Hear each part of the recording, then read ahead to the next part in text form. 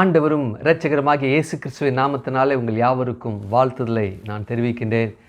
ஆமேன். இந்த பகல் வேளையில் தேவனுடைய சமூகத்தில் உட்கார்ந்து கொண்டு இருக்கின்றோம்.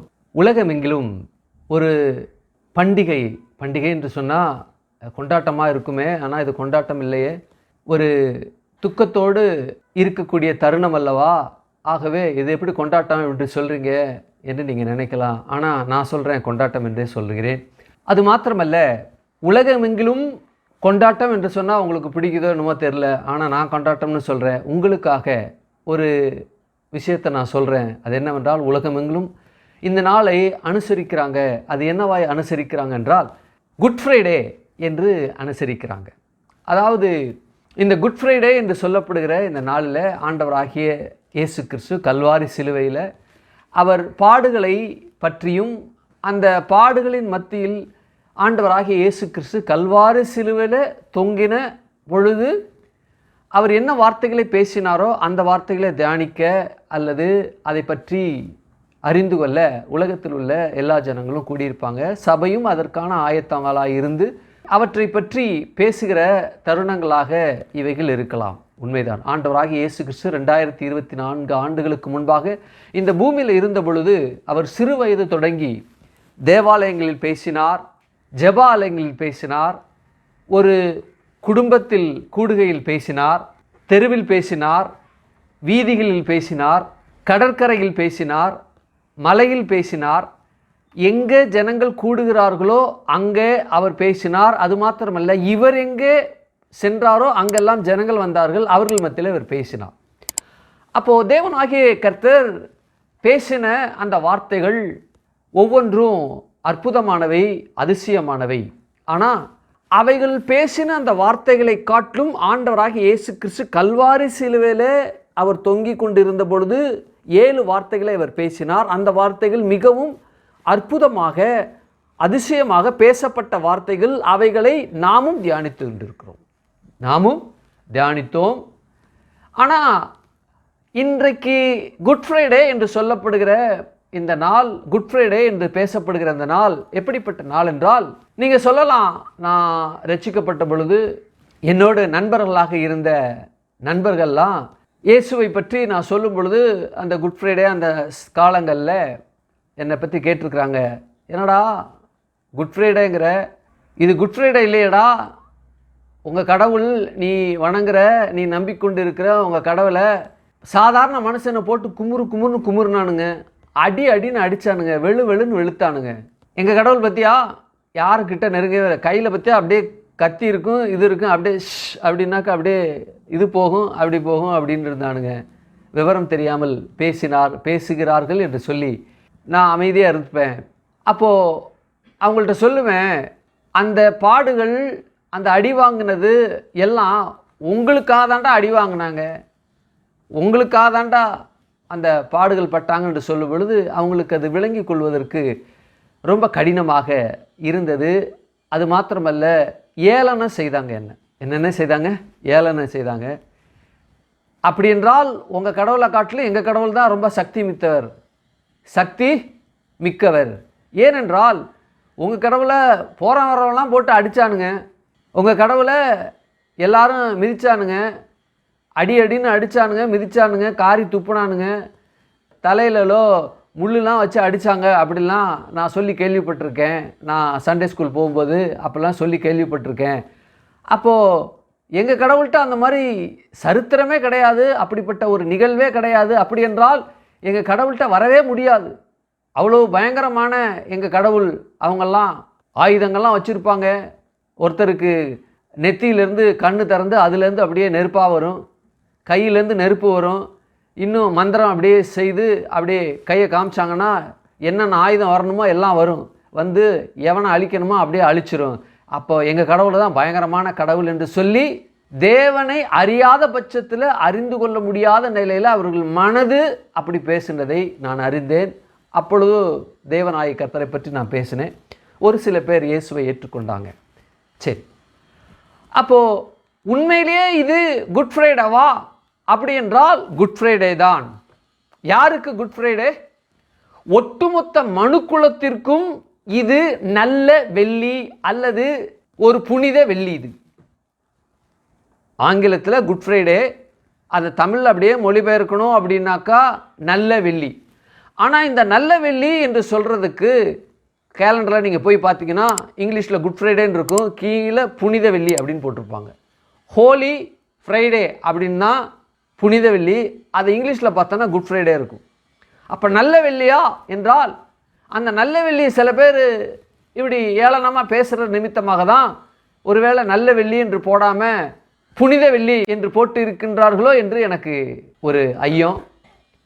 ஆனால் எது எப்படியா இருந்தாலும் இன்றைக்கு குட் ஃப்ரைடே உண்மையிலே குட் ஃப்ரைடே. ஏன் குட் ஃப்ரைடே என்றால் நம்முடைய ஆண்டவராகிய இயேசு கிறிஸ்துவை பற்றியது என்று சொல்வதை காட்டிலும் ஆண்டவராகிய இயேசு கிறிஸ்து இந்த குட் ஃப்ரைடேயில் நமக்கு என்ன செய்தார், எவைகளை செய்து முடித்தார், மனிதன் அடைய முடியாத இலக்கை அவர் மனிதன் சார்பில் அடைந்தார். அதுதான் இந்த குட் ஃப்ரைடேவுடைய அல்டிமேட் மெசேஜ். இது அப்படிப்பட்ட நிலையில தான் ஆண்டவராகிய கர்த்தர் இங்கே காரியங்களை நடப்பித்தார். அவைகளை குறித்து நாம் தியானிக்க போகிறோம்.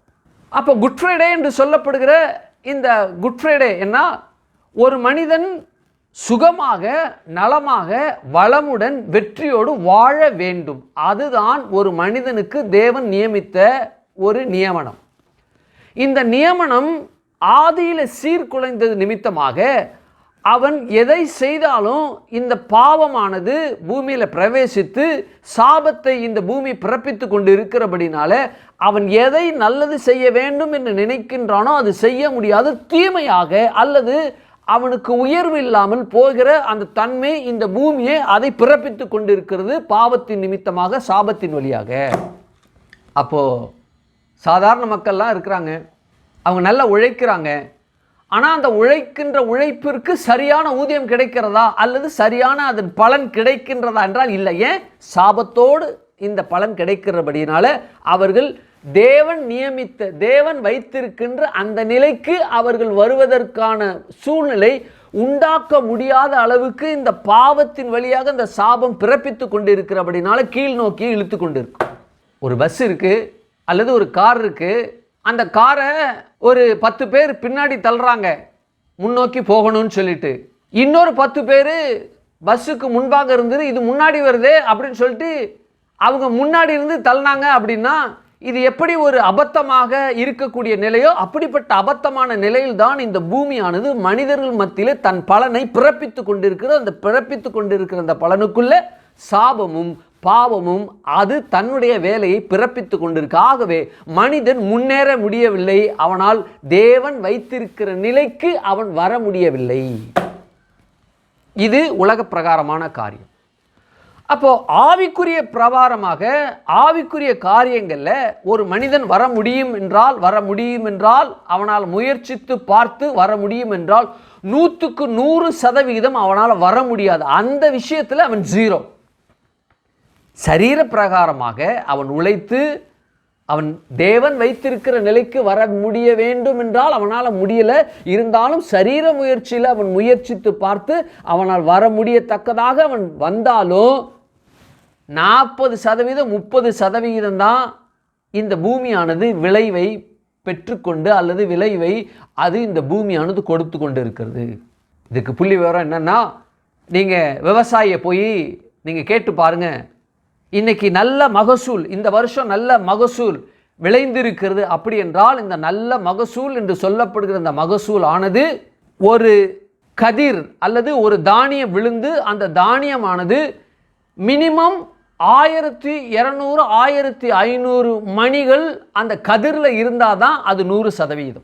ஆனால் சொல்கிறாங்க ஒரு நெல் விளைந்தால் அந்த நெல் விளைந்து அது முளைத்து அது 200லிருந்து 300 மிஞ்சி போனால் 400 அந்த கதிர்கள் தான், அந்த மணி கதிர்கள் தான், மணிகள் தான் வருகிறது என்று சொல்கிறாங்க. இதையே 30%, அதே என்ன சொல்கிறாங்க, அதிக மகசூல் அப்படிங்கிறாங்க. அப்போது இந்த பூமியானது முழு பலனை கொடுக்கலை, 30% தான் கொடுத்திருக்கு. அந்த 30% கொடுத்திருக்கின்ற இந்த பலனை அவன் பெற்றவன் அதிக மகசூல் அப்படிங்கிறான். 100 மகசூலை இதுவரைக்கும் பெறவில்லை எவனும், ஈசாக்கை தவிர. யாரை தவிர? ஈசாக்கை தவிர. அப்போ இந்த பூமி பிறப்பித்து கொண்டிருக்கின்ற அந்த பிறப்பானது கடவுள் எதிர்பார்த்திருக்கிற அந்த நிலையை அவனால் அடைய முடியல. ஆனால் இந்த 30% அவன் வச்சுக்கிட்டு அதிக மகசூல் சொல்லி தன்னைத்தானே தேற்றிக் கொள்கிறானே தவிர 100% அவனால் பெற முடியவில்லை. இது சரீர உழைப்பு. ஆனால் கடவுளை கண்டடைய வேண்டும், கடவுளுடைய அந்த பாதுகாப்பை, ஆசீர்வாதத்தை பெற வேண்டும் என்று சொல்லி முயற்சித்து இந்த உலகத்தில் இருக்கிற எல்லா ஜனங்களும் கடவுளை நோக்கி ஓடி கடவுளுடைய பெரிதான அந்த அன்பை, அந்த கிருபையை, ஆசீர்வாதத்தை பெற வேண்டும் என்று சொல்லி அவன் முயற்சித்து போவானாகில் அந்த முயற்சி அவனுக்கு 100% தோல்வியில் முடியும். அது 0%. ஏன்? இவன் பாவ நிலையில் இருக்கிறான். அந்த பாவ நிலையில் இருக்கிறவன் பரிசுத்த கடவுளை சென்றடைய முடியாது. சென்றடைய வேண்டும் என்று சொல்லி எவ்வளவுதான் முயற்சித்தாலும் 100% தோல்வி தோல்வி தோல்வி. 0% தான் தேவனை கண்டடைய தக்கதாக அந்த வழி அவனுக்கு இல்லை. அப்போ இந்த பூமியில அந்த மனுஷன் வாழ்ந்து கொண்டு இருக்கிறான் அப்படின்னா ஆவிக்குரிய ரீதியில் அவனால் கடவுளை கண்டடையவே முடியாது. அப்போ கண்டடைய முடியாத நிலையில் இருக்கிறபடினால தான் மனிதன் தனக்கென்று கடவுள்களை உண்டாக்கி அதை கண்டடையத்தக்கதாக அவன் தேடி அதை கண்டுவிட்டோம் என்று சொல்லி தன்னைத்தானே ஏமாற்றி அல்லது தன்னைத்தானே திருப்தி செய்கின்ற நிலையில தான் இந்த ஒட்டுமொத்த மனித குலமும் இருக்கின்றது. அப்படிப்பட்ட மனித குலத்திற்கு தன்னை வெளிப்படுத்தும்படியாக, பிதாவாகிய தேவனை வெளிப்படுத்தும்படியாக குமாரன் மூலமாக, அவருடைய மரணத்தின் மூலமாக அதை கொடுக்கும்படியாக தேவன் அவரை அனுப்பினார், அதை செய்தார். ஆமென். அதுதான் குட் ஃப்ரைடே. அப்போ ஒரு மனிதன் திங்கக்கிழமையாக இருக்கட்டும், செவ்வாயாக இருக்கட்டும், புதனாக இருக்கட்டும், வியாழனாக இருக்கட்டும், வெள்ளியாக இருக்கட்டும், சனியாக இருக்கட்டும், ஞாயிறாக இருக்கட்டும், எந்த கிழமைகளிலும் அவன் போய் அதை கண்டடையத்தக்கதாக அவன் போவானாயானால் அது முழுவதுமாக கண்டடையத்தக்கதாக அந்த நாள், அந்த கிழமை இருக்குமானால் அது அவனுக்கு good Monday, good Tuesday, good Wednesday, good Thursday, good Friday, good Saturday, good Sunday. அப்போ தேவனாகிய கர்த்தர் ஒரு இரட்சிப்பின் ஒட்டுமொத்த மனித குலத்திற்கும் தேவையான தேவனை கண்டறியத்தக்க தேவன் வைத்திருக்கிற அந்த ஆசீர்வாதத்தை பெறத்தக்கதாக தேவன் இந்த வழியில உண்டாக்கக்கூடிய அல்லது தேவன் இந்த மனித குலத்திற்கு ஒரு வழியை ஆயத்தம் பண்ணி வைத்திருக்கிறார். அந்த வழி என்னவென்றால் அவருடைய மரணத்தின் மூலமாக அவரை காண வேண்டும், பாவமர கழுவப்படுதலுக்காக அவர் அடிக்கப்பட வேண்டும் என்பதற்காக தேவனாகிய கர்த்தர் ஒரு மனிதனை சந்திக்க, ஒரு குடும்பத்தை சந்திக்க, ஒரு சமுதாயத்தை சந்திக்க, ஒரு தேசத்தை சந்திக்க தேவனாகிய கர்த்தர் தன்னை முழுவதுமாக மனிதன் அடிக்கப்பட வேண்டிய இடத்துல தான் அடிக்கப்படத்தக்கதாக, ஒரு குடும்பம் அடிக்கப்படத்தக்க இடத்துல தான் அடிக்கப்படத்தக்கதாக, ஒரு சமுதாயம் அடிக்கப்பட வேண்டிய இடத்துல தான் அடிக்கப்படுவதற்காக, ஒரு தேசம் அடிக்கப்பட வேண்டிய இடத்துல ஆண்டவராகிய இயேசு கிறிஸ்து தன்னை அடிக்கும்படியாக அவர் ஒப்பு கொடுத்தார். அது குட் ஃப்ரைடே. ஆமென். ஹல்லேலூயா. அப்போ குட் ஃப்ரைடே என்று சொல்லப்படுகிற இந்த நாள் இந்த ஒட்டுமொத்த உயிரினத்திற்கும், இன்னும் சொல்லப்போனா இந்த உயிரினத்தின் மணிமகுடமாய் இருக்கக்கூடிய இந்த மனிதனுக்கு அது குட் ஃப்ரைடே. ஒருவேளை நீங்கள் இயேசுவை ஏற்றுக்கொண்டு ஆவிக்குரிய சபையில் நீங்கள் அமர்ந்து கொண்டு தேவனுடைய வார்த்தையை கேட்டுக்கொண்டு இருக்கலாம். நம்முடைய சபையிலும் நீங்கள் உட்கார்ந்து கேட்டுக்கொண்டு இருக்கீங்க. நீங்கள் இயேசுவை ஏற்றுக்கொண்ட நாள் உங்களுக்கு என்னவென்றால், ஆண்டவராகிய இயேசு கிறிஸ்து வெள்ளிக்கிழமை அவர் அடிக்கப்பட்டார். அந்த நாளை நினைவு கூறுகிறோம். அந்த நாள் அது குட் ஃப்ரைடே அல்லது புனித வெள்ளி அல்லது நல்ல வெள்ளி என்று நாம் அனுசரிக்கிறோம். அது அவர் பார்ட்டில், அவர் நிலையில் அது முடிக்கப்பட்ட நாள். அது ஆனால் முடிக்கப்பட்டு சந்திக்கப்படுகிற நாள் இருக்கு இல்லையா, அது உங்களுக்கு எந்த கிழமையோ அது குட் ஃப்ரைடேவாக இருக்கலாம், அல்லது குட் சாட்டர்டேவாக இருக்கலாம், குட் சண்டேவாக இருக்கலாம், குட் தேர்ஸ்டேவாக இருக்கலாம், குட் வெனஸ்டேவாக இருக்கலாம், குட் டியூஸ்டேவாக இருக்கலாம், குட் மண்டேவாக இருக்கலாம். அப்போது நீங்கள் எப்போ ரட்சிக்கப்பட்டீங்க என்றால், உதாரணத்துக்கு 1992 அக்டோபர் 5 அது என்ன நாள் என்றால் எனக்கு அது திங்கள் கிழமை. அப்போ தேவன் தன்னுடைய பார்ட்டு, அதாவது புனித வெள்ளி அன்று அவர் காரியத்தை செய்துவிட்டார்.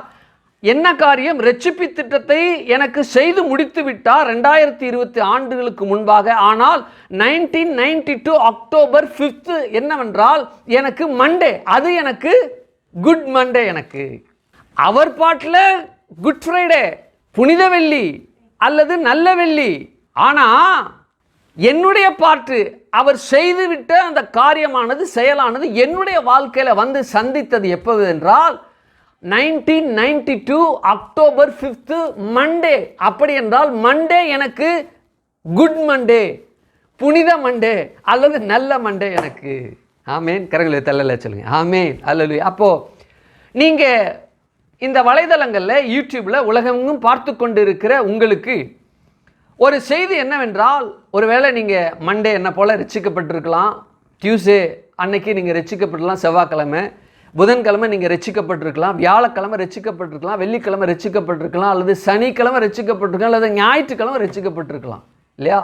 ஏதாவது ஆலயத்துக்கு போகும்போது அங்கே கூட்டம் கூடும் பொழுது தேவன் உங்களை தொட்டு இருக்கலாம், அல்லது வெள்ளிக்கிழமை ஃபாஸ்டிங் ப்ரேயரில் அல்லது ஏதாவது ஒரு கூட்டத்தில் ரட்சிக்கப்பட்டிருக்கலாம், அல்லது டிவியில் நீங்கள் பார்த்துக்கிட்டு இருக்கும்போது புதன்கிழமை ஏதோ ஒரு செய்தியை நீங்கள் கேட்கும்போது அன்றைக்கு தேவன் உங்களை தொட்டிருக்கிறான். எந்த நாள் உங்களுக்கு தொடப்பட்டதோ அது உங்களுக்கு good Friday, Monday, Saturday, Tuesday, Wednesday and Thursday. அது உங்களுக்கு புனித வெள்ளி, நல்ல வெள்ளி. ஆமேன். அல்லேலூயா. புனித சனி, நல்ல சனி, புனித சனி அது உங்களுக்கு. ஆமேன். அப்படி என்றால் தேவன் முடித்த அந்த காரியம் உங்களிடம் வந்து சென்று அடைந்து, அந்த காரியமானது உங்களை அவர் நினைத்த இடத்திற்கு உங்களை கொண்டு வந்த எந்த தினம் வந்ததோ அது அப்படிப்பட்ட நாள் அது உங்களுக்கு. எந்த நாள்லன்னு நீங்கள் வலைதளங்களில் போய் பாருங்கள். 1992 அக்டோபர் 5 என்று எனக்கு போட்ட பொழுது அது மண்டே என்று வந்தது. ஆகினால அது எனக்கு புனித மண்டே அல்லது குட் மண்டே. உங்களுக்கு என்ன நாளில் ரட்சிக்கப்பட்டீங்க, எந்த வருஷத்தில் ரட்சிக்கப்பட்டீங்க, எந்த மாதத்தில் ரட்சிக்கப்பட்டீங்க என்பதை நீங்கள் போட்டு நீங்கள் பார்த்தீங்கன்னா, ஒருவேளை திங்கள், செவ்வாய், புதன், வியாழன், வெள்ளி, சனி, ஞாயிறு ஏதாவது ஒரு நாளாக இருக்கலாம். ஞாயிறு என்பது சபைக்கு போய் நீங்கள் வந்திருக்கீங்கன்னா ஞாயிற்றுக்கிழமையாக தான் இருக்கும். இப்போ தேவன் தொட்டிருப்பாரானால் அது உங்களுக்கு அப்படிப்பட்ட நாளாக தான் இருக்கும். அப்படி என்றால் ஒட்டுமொத்த மனித குலத்திற்கும் ஒட்டுமொத்த மனித சமுதாயத்திற்கும் தேவனாகிய கர்த்தர் 2024 ஆண்டுகளுக்கு முன்பாக வெள்ளி அன்று அவர் கல்வாரி சிலுவையில் நமக்காக பலியானார். ஆகவே பலியான அந்த நாளானது எனக்கு தீமையான, கெட்ட அல்லது ஒரு அருவருக்கத்தக்க அல்லது அந்த வெள்ளி கடவுளை அடிச்சிட்டாங்களே ஒரு துக்ககரமான வெள்ளி அல்ல அல்ல. அது எனக்கு நல்ல வெள்ளி, அது எனக்கு புனித வெள்ளி. அவர் பார்ட்டில், என்னுடைய பார்ட்டில் நல்ல Monday, good Monday, holy Monday எனக்கு. அப்போது கர்த்தராகிய தேவன் ஒவ்வொரு மனிதனுக்கும் ஒரு நாளை, ஒரு நாளிகையை, ஒரு மாதத்தை, ஒரு இயரை கர்த்தர் வைத்திருக்கிறார். பார்த்து கொண்டு இருக்கிற சபையில் உட்கார்ந்து கொண்டு இருக்கிற நீங்களும் ரட்சிக்கப்படாமல் நீங்கள் வந்திருக்கிறீங்க. சில பேர் நீங்களும் இந்த இயேசுவை ஏற்றுக்கொள்கிற நாள் இதுவாக இருக்குமானால் இது உங்களுக்கு குட் ஃப்ரைடே. ஒருவேளை இந்த செய்தியை கேட்டு நீங்கள் நாளைக்கு அல்லது நாளைக்கு மதியம் அந்த வார்த்தையானது உங்களை தொடுமானால் நாளைக்கு உங்களுக்கு குட் சாட்டர்டே, புனித சனி அல்லது நல்ல சனி உங்களுக்கு. அப்போ தேவனாய் கர்த்தர் ஒட்டுமொத்த மனுஷனுக்கும் ஒரு மிகப்பெரிய ஒரு நன்மையான காரியத்தை செய்த, நல்ல காரியத்தை செய்த நல்ல வெள்ளி, குட் ஃப்ரைடே, புனித வெள்ளி. எதற்கு? முதல்ல என்னை படைத்த தேவனை கண்டடையத்தக்கதான ஒரு தருணத்தை உண்டாக்கின அந்த செயல்தான். எந்த மனுஷனும் பாவத்தோடு தேவனை தேட முடியாது, தேவன்கிட்ட போக முடியாது, தேவன்கிட்ட நெருங்க முடியாது. ஏனென்றால் பாவத்தை பாராத சுத்த கண்ணர் என்று சொல்லப்படும். பாவத்தை பாராத என்றால் எந்த பாவியான மனுஷனும் அவர்கிட்ட வர முடியாது, அவரிடத்துல போக முடியாது என்பதை பற்றி அந்த வார்த்தை பேசும். உங்களை உண்டாக்கின, என்ன உண்டாக்கின, கூடியிருக்கிற நாம் எல்லோரையும் உண்டாக்கின இந்த தேவனை உலகத்தில் இருக்கிற ஜனங்கள் கண்டுபிடிக்க முடியுமா என்றால் முடியும், ஆனால் முடியாது. முடியாது, ஆனால் முடியும். எப்படி முடியாது? தான் சுயபலத்தினால போக முடியாது. தேவனுடைய இந்த மீட்பின் திட்டத்தை அவர் அளித்த இந்த கல்வாரி சிலுவையின் மூலமாக சம்பாதித்தவைகளை நாம பெற்றுக்கொண்டுதான் போக முடியும். இயேசுடைய வானத்தையும் பூமியும் அண்ட சராசரத்தையும் படைத்த தேவனுடைய இரத்தம் என்பது பார்க்கவே முடியாது. அந்த தேவனை பார்த்தா ஒரு மனுஷன் அப்படியே பஸ்பமாயிடுவான். அவ்வளவு மகிமை, அவ்வளவு பயங்கரமானவர். அவரை அடித்து அவர் சரீரத்திலிருந்து ஒரு சொட்டு ரத்தங்கிறது மனித நினைச்சு பார்க்க முடியாத அளவிற்கு அவ்வளவு பயங்கரங்கள் அதில் இருக்கிறது. என்றாலும் அதை நமக்கு கொடுப்பதற்காக நம் கையில் தன்னை ஒப்பு கொடுத்தார். உலகத்தின் பாவியான மனுஷனுடைய கையில் தன்னுடைய முழு சரீரத்தை ஒப்பு கொடுத்தார். கிழிக்கும்படி, எல்லாவற்றையும் பித்து எடுக்கும்படி அவர் கொடுத்தார். தன்னுடைய சரீரம் முழுவதையும் கொடுத்தார், இரத்தம் முழுவதையும் கொடுத்தார். அப்போ இது நமக்கு குட் ஃப்ரைடே என்று சொல்வது எவ்வளவு அற்புதமான ஒரு காரியம் அல்லவா? யோசிச்சு பாருங்க. நெருங்கவே முடியாத அந்த தேவன் பூலோகத்தில் நமக்காக ஒரு மனித ரூபத்தில் அந்த தேவன் வந்து நம்ம கையில் தாம் அடிக்கப்படணும், அவர் அடிக்கப்படணும்னு சொல்லிட்டு நம்ம கையில் அவர் முழுசாக ஒப்பு கொடுத்துட்டார். ஒரு சின்ன குழந்தை இருக்குது. அந்த குழந்தை எதையும் பிச்சு எதையும் அப்படியே போடக்கூடிய ஒரு சின்ன குழந்தை, தெரியாத குழந்தை. அந்த தெரியாத குழந்தைகிட்ட ஒரு முயல் குட்டியை கொடுத்தோம் அப்படின்னா அந்த முயல் குட்டி என்ன செய்யும்? அப்படியே பிச்சு போடும். அதுக்கு தெரியாது என்னென்னு. தேவன் இந்த கொடூரமான மனிதனுடைய கையில், பாவமறியாத அவர் நம்முடைய கையில் தன்னை ஒப்பு கொடுத்தார். கிழிக்கப்படும்படியாக, நாம் கிழிக்கப்பட வேண்டிய இடத்துல அவர் கிழிக்கப்படும்படியாக தன்னை ஒப்பு கொடுத்தார். யோசிச்சு பாருங்க. அப்போ ஒட்டுமொத்த உலகத்திற்கும் இது ஒரு நல்ல செய்தி. குட் ஃப்ரைடே என்று சொல்றீங்களே, இது குட் ஃப்ரைடே கிடையாது, இது பேட் ஃப்ரைடேங்க. உங்களுக்கு தெரியவே தெரியாது. கடவுளை அடிக்க முடியாது என்று சொல்றீங்க, ஆனால் அடிக்கும்படியாக ஒப்பு கொடுத்துட்டாரு.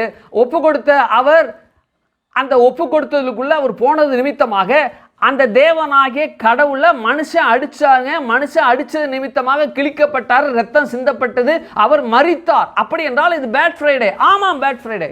என்ன பாஸ்டர், இப்போ தான் குட் ஃப்ரைடே நீங்கள் ஒட்டுமொத்த மனித குலத்திற்கும் அது ரொம்ப நல்ல ஃப்ரைடே, புனித ஃப்ரைடே, புனித வெள்ளி, குட் ஃப்ரைடே, புனித வெள்ளி, நல்ல வெள்ளிலாம் சொல்லிக்கிட்டீங்க, திடீர்னு பிளேட்டை மாற்றி போட்டிங்களே அப்படின்னு நீங்கள் யோசிக்கலாம். எவ்வளவுக்கு எவ்வளவு தேவன் இந்த மனிதனுடைய கையில் தன்னை ஒப்பு கொடுத்து மரிக்கும்படியாக தன்னை ஒப்பு கொடுத்தாரோ, எவ்வளவுக்கு எவ்வளவு இது நல்ல ஃப்ரைடே, குட் ஃப்ரைடே, புனித வெள்ளி அல்லது நல்ல வெள்ளி நாம் அனுசரிக்கிறோமோ அல்லது நினைவு கூறுகிறோமோ, அதற்கு ஒத்த அளவில் இது கெட்ட வெள்ளி, பேட் ஃப்ரைடே, இது நல்ல வெள்ளி அல்ல. என்ன பாஸ்டர் திடீர்னு அப்படி சொல்லிட்டீங்க? ஆமாம். ஏன் நல்ல வெள்ளி இல்லை? எதற்கு நல்ல வெள்ளி இல்லை என்றால், ஒட்டுமொத்த மனித குலத்திற்கும் இது குட் ஃப்ரைடே, புனித வெள்ளி, இது நல்ல வெள்ளி. ஆனால் ஒட்டுமொத்த சாத்தானுக்கும் அவனோடு கூட இருந்த சேனைகளுக்கும் இது பேட் ஃப்ரைடே, இது கெட்ட வெள்ளி, இது அபத்தமான வெள்ளி. இவை இந்த ஒட்டுமொத்த ஜனத்திற்கும் இது நல்ல செய்தி தான். ஆனால் பிசாசும் அவனோடு சேர்ந்த தூதர்களுக்கும் இது கெட்ட வெள்ளி, இது பேட் ஃப்ரைடே என்று தான் பேசப்பட வேண்டும். ஏனென்றால் இந்த குட் ஃப்ரைடேல தான், இந்த புனித வெள்ளி என்பது தான் அல்லது இந்த நல்ல வெள்ளியின் போது தான் பிசாசுக்கும் மனிதனுக்கும் உள்ள உறவு அற்று போகின்ற ஒரு தினம் அல்லது ஒரு அனுபவம் அல்லது கொண்டாட்டம். இவை மனிதன் உண்டாக்கப்பட்டான் பரிசுத்தமான நிலையில். தேவன் என்ன நிலையில் அவர் பரிசுத்தமாக இருந்தாரோ அதுபோல ஆதாமும் ஏவாளும் அதே பரிசுத்தத்தோடு அவங்க உண்டாக்கப்பட்டாங்க. வீழ்ந்தாங்க, ஒட்டுமொத்த பரிசுத்தத்தையும் முழுவதுமாக இழந்துட்டாங்க. அப்போ இழந்தது நிமித்தமாக யாருடைய சாயல் ரூபம் வந்தது என்றால், பிசாசுடைய சாயல், பிசாசுடைய ரூபம் மனிதனுக்குள்ள வந்தது நிமித்தமாக அவனோடு இருக்கக்கூடிய அந்த உறவு ஐக்கியம் என்ன செய்து விட்டது? மனிதனோடு மனிதனாக ஒட்டி விட்டது. அதுக்குள்ளே போகணுன்னா இன்னும் ஒரு 2 வருஷம் அப்படியே பேசலாம். அந்த அளவுக்கான ஷரத்து, அந்த அளவுக்கான எசன்ஸு மனிதனுக்கும் பாவத்திற்கும் மனிதனுக்கும் பிசாசிற்கு இருக்க அந்த உறவு அவ்வளவு பயங்கரமாக, அவ்வளவு பின்னி பிணைக்கப்பட்டு தாயின் கருவிலேயே அது உருவாகிவிட்டது என்று வேதம் சொல்லுகிறது. அதை விளக்கணும்னா அது அவ்வளவுக்கு விளக்க வேண்டியதாக இருக்கும். அவ்வளவு காரியங்கள் அதில் இருக்கு. அவ்வளவு பந்தம், அவ்வளவு ஒரு நெருக்கம், அவ்வளவு ஒரு ஜீன் அளவிலேயே, வித்து அளவிலேயே பிசாசுனுடைய ஒட்டுமொத்த சாரமும் மனிதனுக்குள்ள சாரமேற்றப்பட்டு விட்டது. இது இந்த சாரமானது விடுபடுகிற அல்லது அந்த கட்டு அவிழ்க்கப்படுகிற, அந்த பிணைப்பு அந்து போகின்ற ஒரு நிகழ்வை தான் பரிசுத்த பிதாவாகிய தேவன் குமாரன் மூலமாக அடிக்கப்படுதல் மூலமாக குட் ஃப்ரைடே தினத்தன்று தேவனாய் கர்த்தர் அதை செய்து முடித்தார் மனித குலத்திற்கு. பிசாசுக்கு அவனுக்கு இருக்கிற அந்த உறவானது அற்றுவிட்டது, துண்டிக்கப்பட்டு விட்டது. அப்போ அவன் மனுஷன் மேல, அவன் இந்த மனுகுலத்தின் மேல, அவன் விடுவிக்கப்பட்ட ஜனத்தின் மேல ஒருபோதும் தன்னுடைய ஆளுகையை, தன்னுடைய அந்த ஆண்டு கொள்ளுதலை அந்த மனுஷன் மேல செயல்படுத்த முடியாது. இயேசுடைய இரத்தத்தினால கழுவப்பட்டவன் மேல் வழி வழியாய், காலாங்காலமாய், தொன்று தொட்டு, பரம்பரையாய் தான் காலின் கீழே மிதித்து வைத்திருக்கின்ற அந்த மனிதனை குட் ஃப்ரைடே என்று சொல்லி அவர் பாட்டுக்கு செய்த அந்த காரியமானது மனிதனுடைய பாட்டுக்கு எப்பொழுது அது நடைமுறைக்கு, அது செயல்பாட்டுக்குள்ள வருகிறதோ அதுவரைக்கும் இந்த பிணைப்பானது இருக்கின்றது. அந்த பிணைப்பானது விடுபட தேவன் அந்த மனிதனோடு சந்திக்கின்ற அந்த நாள் அவனுக்கு குட் ஃப்ரைடேவா இருக்கலாம், குட் சாட்டர்டேவா இருக்கலாம், சண்டேவா இருக்கலாம், மண்டேவா இருக்கலாம், டியூஸ்டேவா இருக்கலாம், வெனஸ்டேவா இருக்கலாம், தேர்ஸ்டேவா இருக்கலாம்.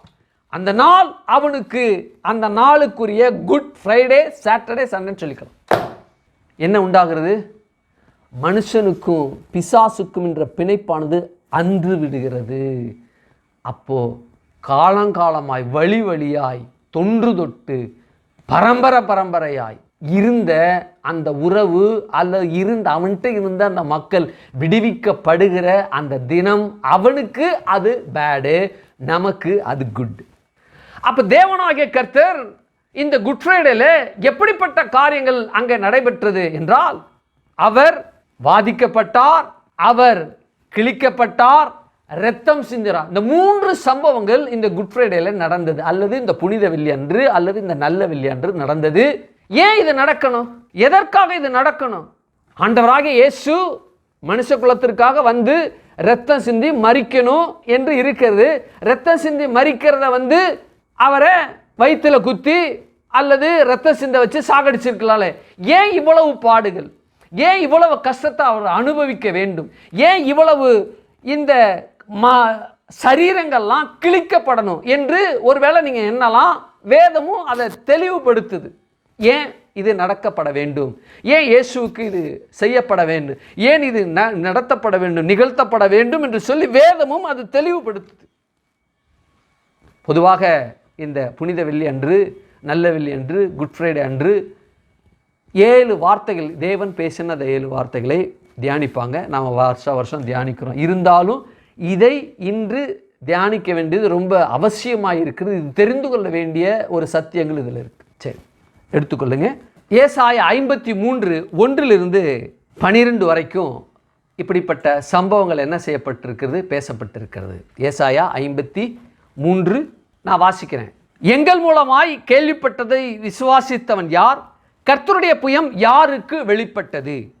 சரி, ஒரு முதல் 2-3 வசனங்களை நான் வாசிக்கிறேன். இரண்டாவது, இளங்கலை போலவும் வறண்ட நிலத்திலிருந்து துளிர்கிற வேரை போலவும் அவனுக்கு முன்பாக எழும்புகிறது. அவருக்கு அழகும் இல்லை, சௌந்தரியம் இல்லை. அவரை பார்க்கும்போது நாம் அவரை விரும்பத்தக்க ரூபம் அவருக்கு இல்லாது இருந்தது.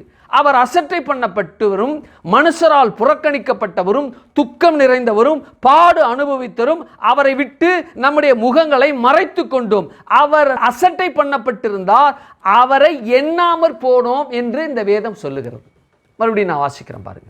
எங்கள் மூலமாய் கேள்விப்பட்டவன் விசுவாசித்தவன் யார் என்ற வார்த்தையோடு இந்த தீர்க்கதரிசி இந்த ஒட்டுமொத்த உலக ஜனங்களுக்கும் அவரை பற்றி, அடிக்கப்படுதலை பற்றி பேசுகிறார்.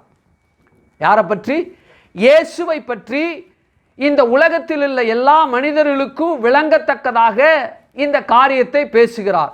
எங்கள் மூலமாய் கேள்விப்பட்டவன் விசுவாசித்தவன் யார் அப்படின்னு கேட்கிறார். அப்படி என்றால் நான் ஒரு விஷயத்தை நான் பேசுறேன், அந்த விஷயத்தை நான் பேசும் பொழுது அது மனிதர்கள் மத்தியில் ஏற்புடையதாக இருக்கும் பொழுது அதை விசுவாசிப்பார்கள். மறுபடியும் சொல்றேன், ஒரு காரியமான இருக்குது, அந்த காரியத்தை ஒரு மனுஷன் பேசுறான், அந்த காரியம் மனிதர் மத்தியில் ஏற்புடையதாக அல்லது அந்த மனிதன் யாரை எதிராக பேசுகிறார்களோ அல்லது ஒரு மனிதன்கிட்ட பேசுகிறானோ அந்த மனிதன் கேட்டு புரிந்து அதை விளங்கிக் கொள்ள அளவில் அவனுடைய சமுதாயமும் அவனுடைய வாழ்வும் அதற்கு இணங்கி இருக்குமானால் அதை ஏற்றுக்கொள்கிற விதமாக அது இருக்கும் இல்லையா? உதாரணத்துக்கு நான் நேற்று தான் எங்கள் வீடு சூரியனில் இருக்குது, அங்கேருந்து தான் நான் பூமிக்கு வந்தேன் அப்படின்னு சொல்லுவோன்னு வச்சுக்கோமே. இதெல்லாம் நம்புற மாதிரியா இருக்குது? என்ன செய்வாங்க? ஏற்க முடியாது. ஒரு மனிதனை பற்றி அல்லது ஒரு சம்பவத்தை பற்றி அல்லது ஒரு வரலாற்று நிகழ்வை பற்றி ஒரு மனிதனுக்கு பேசும் பொழுது அந்த மனிதன் அந்த காரியத்தை கேட்கும் பொழுது அந்த காரியமானது அவன் புரிந்து கொள்ள நிலையில் அல்லது அவன் வாழ்க்கை சூழலுக்கு ஒத்து இருக்குமானால் அந்த வாழ்க்கை ஒத்து இருக்கக்கூடிய அந்த விஷயத்தை பேசுகிற மனிதரை நம்புவார்கள், ஏற்றுக்கொள்வார்கள். ஆனா இந்த காரியத்தை இவர் பேசுறார். எந்த காரியம்? இயேசு அடிக்கப்படுதலை பற்றி பேசுகிறார். அப்ப அடிக்கப்படுதலை பற்றி பேசும் பொழுது அப்ப அடிக்கப்படுகிற அந்த காரியம் எவ்வளவு கொடூரமாய் இருந்திருக்கும் என்பதை பற்றி ஒரு மனிதன் இன்னொரு மனிதனை பற்றி பேசும் பொழுது அந்த மனிதனை பற்றி பேசுகிற அந்த சமயமானது, அந்த சந்தர்ப்பமானது, அந்த செய்தியானது இன்னொரு மனிதன் ஏற்றுக்கொள்ள முடியாத அளவுக்கு இருக்குமானால் அது எந்த அளவிற்கு அது கொடூரமாக இருந்திருக்கும் என்பதை நீங்க கற்பனை பண்ணி பாருங்க. அதான் சொல்றாரு, எங்கள் மூலமாய் கேள்விப்பட்டவன் விசுவாசித்த ஒருத்தனும் விசுவாசிக்க முடியாது. அப்படிப்பட்ட கேள்விப்பட முடியாத கேள்விக்கும் நான் பேசுகிற அந்த காரியத்தில் மனித சிந்தனைக்கு மூளைக்கு அறிவுக்கு எட்ட முடியாத அந்த செய்தி, அப்படிப்பட்ட ஒரு சம்பவத்தை பற்றி நான் பேசுகிறேன். இதை கேள்விப்படவே முடியாது, அறிவித்தவன் யாரும் கிடையவே கிடையாது என்ற ரீதியில் பேசுகிறார். அடுத்தது சொல்றாரு, கர்த்தருடைய புயம் யாருக்கு வெளிப்பட்டது? கர்த்தருடைய புயம் அந்த இப்படி கையை விட்டுட்டு இப்படி நோண்டி இப்படி காமிக்கிறது அப்படியே கர்த்தருடைய புயம் இல்லை. புயம் என்று இந்த சொல்லப்படுகிற இந்த காரியமானது கர்த்தருடைய வல்லமை யாருக்கு வெளிப்பட்டது? புயம் என்றால் நீங்க வேதத்தில் தேவனுடைய கரம், புயம், விரல் என்று சொல்லப்படுகிற எல்லா காரியத்தையும் தேவனுடைய தன்னிச்சையான அல்லது தானே மனிதர்கள் மத்தியிலே தொடர்பு கொண்டு தன்னுடைய வல்லமையை நிரூபிக்கிற தருணங்கள் தான் புயம், கரம், விரல் என்று சொல்லப்படுகிறது. இது சொல்லப்பட்டிருக்கு, கர்த்தருடைய புயம் யாருக்கு வெளிப்பட்டது? அப்படி என்றால் நான் பேச போகிறேன், தேவனை குறித்து பேச போகிறேன், உங்களுக்காக அடிக்கப்பட போகிறாரு, அவரை பற்றி பேச போகிறேன். இதுவரைக்கும் சரித்திரத்தில், இதுவரைக்கும் மனித சஞ்சாரத்தில், இதுவரைக்கும் மனிதன் இப்படிப்பட்ட நிலைக்கு எந்த மனிதனும் கடந்து செல்லவில்லை. அப்படி கடந்து சென்றிருப்பான் என்றால் அது இப்படிப்பட்ட நிலையில் அவன் இந்த அனுபவத்தை அந்த மனிதன் பெற்றிருக்கவே முடியாது என்ற நிலையில தான் கேள்விப்பட்டவன் யார் என்று சொல்ல. அப்படி கேள்விப்படுகிற அந்த காரியமானது தேவனுடைய கரத்தினால் இது வந்தது என்று சொல்கிறார். அப்ப தேவன் தன்னுடைய வல்லமையின் நிமித்தமாக தான் மனிதன் காக்கப்பட வேண்டும் என்று சொல்லி என்ன செய்தாரு? குமாரனை அனுப்பினார். அவன் தன்னுடைய குமாரன் மூலமாக அல்லது தன் குடும்பத்தில் இருக்கிற எந்த மனுஷன் மூலமாக அல்லது தன்னைத்தானே அவன் ரட்சித்து கொள்ள, தன்னைத்தானே மரணித்து கொள்ள நிலைக்கு அவன் இருப்பானா, அதுவும் அவனால் முடியாது. ஆகவே கர்த்தருடைய புயம் ஒவ்வொரு மனிதனுக்கும் வெளிப்பட்டே ஆக வேண்டும். 1992 அக்டோபர் 5 கர்த்தருடைய புயம் எனக்கு வெளிப்பட்டது நிமித்தமாக தான் தேவன் என்னை தொட்டார். உங்களில் வலைதளங்களில் யூடியூப்பில் வித்தியாசமான வருஷங்களும் மாதங்களும் நாளும் கிழமையும் இருக்கலாம். எந்த நாளோ எந்த வாரமோ எந்த மாதமோ எந்த வருஷமோ எந்த நாளிகையோ அது தேவன் உங்களுக்கு தன்னுடைய விரலை வெளிப்படுத்தி தன்னுடைய புயத்தை தன்னுடைய வல்லமையை வெளிப்படுத்தப்பட்ட அந்த நாள் அது உங்களுக்கு அதுதான் ரட்சிக்கப்பட்ட நாள். அதுதான் உங்களுக்கு ரட்சிக்கப்பட்ட நாள். தேவனை பற்றி சொல்லப்பட்டிருக்கு, இளங்களை போலவும் வறண்ட நிலத்திலிருந்து துளிர்கிற வேரை போலவும் அவனுக்கு முன்பாக எழும்புகிறார். ஒரு மனுஷன் இருக்கிறான், இதுக்கு முன்னாடி நான் பேசியிருக்கிறேன், மனுஷன் கண்டடைய முடியாத இடத்துல தேவன் இருக்கிறாரு. அவனுடைய சொந்த முயற்சியிலையும் அவரை கண்டடைய முடியாது, சொந்த பலத்தினாலையும் தேவனை கண்டடையவே முடியாது. அது எத்தனை கோடி % இருந்தாலும் அவரை கண்டுபிடிக்க முடியாது. அவன் வறண்ட நிலத்தில் இருக்கின்ற ஒரு மனுஷனை போல இருக்கான். குமாரனை அடிக்க கொடுத்த நிமித்தமாக ஒரு மனிதனுடைய அவ்வளோ வறட்சியான அந்த நிலையில் துளிர் விட்டது. தேவனை கண்டடைய என்னாலேயும் முடியும் கிறிஸ்துவை கொண்டு என்று பேசக்கூடிய அளவிற்கு. ஆம் பிரியமானவர்களே, புனித வெள்ளி, நல்ல வெள்ளி, குட் ஃப்ரைடே நமக்கு மாத்திரமே. காலாங்காலமாய் தொன்று தொட்டு வருஷமாய் சந்ததி சந்ததியாய் பரம்பரையாக இந்த தேவனை கண்டுபிடிக்க முடியாத அளவுக்கு இந்த பிரபஞ்சத்தின் அதிபதியான பிசாசான மனிதனுடைய கண்களை குருடாக்கி வச்சிருந்தா, நிலத்தை பால் பண்ண வச்சிருந்தா, ஒரு வறண்ட நிலத்தை போல, ஒரு பாலைவனத்தை போல உலகத்தினுடைய ஒட்டுமொத்த ஜனமும் அப்படிப்பட்ட நிலையில் இருந்தாங்க. எப்ப தேவனை கண்டறியப்படுகிறார்களோ அப்பொழுது இளங்களை, வறண்ட நிலம் துளிர் விடுகிற அந்த காரியமாக மாறினது. ஆண்டவராகிய கர்த்தர் அடிக்கப்பட்டே ஆக வேண்டும். எப்பொழுது? 2024 ஆண்டுகளுக்கு முன்பாக தேவனாகிய கர்த்தர் அடிக்கப்பட்டாரா? ஒரு கேள்வி.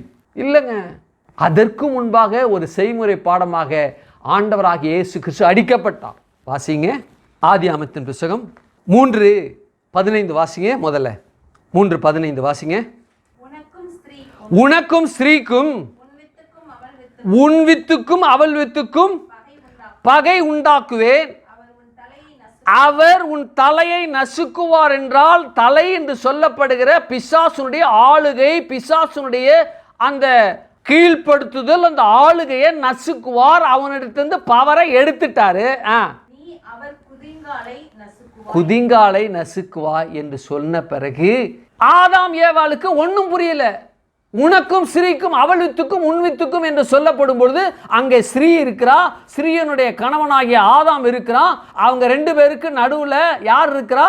பிசாசு இருக்கிறான். அப்ப ஆண்டவர் சொல்றாரு, உனக்கும் பிசாசாகிய உனக்கும் ஸ்ரீ உனக்கும் பகையை உண்டாக்குவேன் அப்படின்ட்டாரு. அடுத்தது ஓ வித்துக்கும் அவள் வித்துக்கும் பகையை உண்டாக்குவேன் அப்படின்னு சொல்லிட்டாரு. அப்ப பகையை உண்டாக்குவேன் என்றா அவங்களுக்கு ஒரு புரியாத புதிரா இருந்துச்சு. யாருக்கு? ஆதாம் ஏவாளுக்கு. அப்படி என்றால் நான் அடிக்கப்பட வேண்டும், நீங்க செய்த பாவத்திற்காக நான் தான் அடிக்கப்பட வேண்டும், நான் எப்படி அடிக்கப்பட போகிறேன், எப்படி அடிக்கப்பட வேண்டும், எப்படி இந்த நிகழ்வானது சம்பவிக்க வேண்டும் என்று சொல்லி ஆதாம் ஏவாளுக்கு அப்பவே செய்முறை பண்ணிட்டார். என்ன பாஸ்டர் சொல்றீங்க? ஆமா, உனக்கும் ஸ்ரீக்கும் அவள் வித்துக்கும் உன்னுக்கும் பகையை உண்டாக்குவேன் என்று சொல்லுகிற அந்த வார்த்தையில அவர் உன் தலையை நசுக்குவார் அப்படிங்கும் போது பிசாசை அவர் ஜெயம் எடுப்பார், பிசாசை அவர் ஜெயித்து விட்டார் என்ற வார்த்தையை பேசுற. எதன் மூலமாக? ரத்தம் சிந்துதல் மூலமாக. எப்படி ரத்தம் சிந்துதல்? யார் ரத்தம் சிந்தா? எப்படி ரத்தம் சிந்தப்பட போகிறது? எப்படி இது சம்பவிக்க போகிறது அப்படின்ன உடனே இவங்க நிர்வாணமா நிற்கிறாங்க. உடனே அங்கே ஒரு பலி செலுத்தப்பட்டது. வாசிங்க 21 வாசிங்க.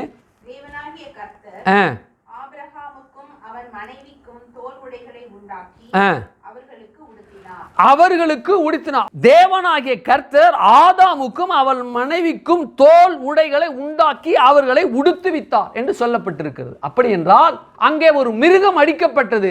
அந்த மிருகம் அடிக்கப்பட்டது நிமித்தமாக அங்கே பலியை தேவனாகிய கர்த்தர் இந்த ஆதாம் ஏவாளுக்கு செய்முறையாக, கல்வாரி சிலுவையிலே நானும் இப்படித்தான் அடிக்கப்பட போகிறேன் என்பதை ஆண்டவராகிய கர்த்தர் ஆதாமுக்கும் ஏவாளுக்கும் ஏதேன் தோட்டத்துக்கு உள்ளேயே செய்முறைப்படுத்திட்டார். ஒரு ஆடு அடிக்கப்படுவது நிமித்தமாக நீ இழந்து போன அந்த மகிமை, நிர்வாணமா இருக்கிற இந்த நிர்வாணத்தை மூட அடிக்கப்பட வேண்டும் ஆடு, அந்த ஆடாக நான் வரப்போகிறேன் என்று சொல்லி ஆண்டவராகிய கர்த்தர் ரட்சிக்கப்படுகிற ஒவ்வொரு மனிதனையும் தேவனாகிய கர்த்தர் அடிக்கப்படும் ஆட்டுக்குட்டியாக இருந்து அடிக்கப்பட்டு நமக்கு ஒரு உடையை கொடுத்தார். அந்த உடை என்னவென்றால் பரிசுத்தம், பரிசுத்தம், பரிசுத்தம். அந்த உடை என்னது? நிர்வாணியா இருந்தோம். தாயின் வயிற்றில் பிறக்கும் பொழுதே நான் நிர்வாணமா இருந்தேன், லிட்டரலா நிர்வாணமா இருந்தேன். அதுக்கப்புறம் நாள் ஆக ஆக என்னுடைய நிர்வாணத்தை மறைக்க இந்த கதர்னால அல்லது சிந்தட்டிக்னால உடைகளை, பேண்ட்டு, ஷர்ட்டு, இன்னும் உள்ளாடைகளை நம்ம அணிகிறோம். எதை மறைக்க? நிர்வாணத்தை மறைக்க. ஆனால் தேவனுடைய பார்வையில் நாம் நிர்வாணிகள் தான். இயேசுவை ஏற்றுக்கொள்ளாத, இயேசுவை இரத்தத்தினால் கழுவப்படாத இருக்கிற ஜனங்கள் எவ்வளவுதான் ஒரு ட்ரெஸ் ஆனது இவ்வளவு கோடி ரூபாய், இவ்வளவு லட்சம் ரூபாய் என்று சொல்லி உடுத்தினாலும் அவர்கள் உடுத்தப்பட்ட அந்த உடையை தேவன் பார்க்கும் பொழுது எப்படி பார்க்கிறார்? நிர்வாணிகளா பார்க்கிறார். ஏன்? பாவத்தில் இருக்கிறாங்க. மனிதன் செய்த இந்த ஆடை அவன் நிர்வாணத்தை மூட முடியாது, கூடாது. அப்ப அனுமானமா எங்க செய்யப்பட்டது? ஏதேன் தோட்டத்தில் நிகழ்த்தப்பட்டது. ஆடு, ஒரு மிருகம் அடிக்கப்பட்டது. அந்த மிருகத்தின் தோலை அவர்கள் அணிந்து கொண்டது நிமித்தமாக தற்காலிகமாக அவர்கள் நிர்வாணம் மூடப்பட்டது. இப்படிதான் நான் அடிக்கப்பட போகிறேன், இதுதான் வழிமுறை என்று சொல்லி நீங்க பார்த்தீங்க அப்படின்னா 4:26 சேத்துக்கு ஒரு குமாரன் பிறந்தான், அவனுக்கு ஏனோஸ் என்று பெயர். அதுக்கு முன்பாக ஆதாம் தன் மனைவியாகிய ஏவாளை அறிந்தான். அவள் கர்ப்பவதியாகி காயினை பெற்று, கர்த்தரால் ஒரு மனுஷனை பெற்றேன் என்றால், பின்பு அவன் சகோதரனை ஆபேலை பெற்றான். ஆபேல் ஆடுகளை மேய்க்கிறவனான், காயின் நிலத்தை பயிரிடனானான். சில நாள் சென்ற பின்பு காயின் நிலத்தின் கனிகளை கர்த்தருக்கு காணிக்கையாக கொண்டு வந்தான்.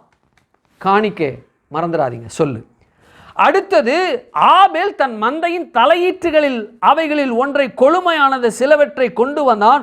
ஆபேலும் அவன் காணிக்கும் காயினையும் அவன் காணிக்கும் அவர் அங்கீகரிக்கவில்லை. அப்பொழுது காயின் மிகவும் எரிச்சல் உண்டாகி முகநாடி வேறுபட்டது. என்ன கண்டான்? கொழுமையானதை கர்த்தருக்கு காணிக்கையா கொண்டு வந்து பலி செலுத்தினா. யார் செலுத்தினா? ஆபேல் என்ன செய்தான்? பலி செலுத்தினா.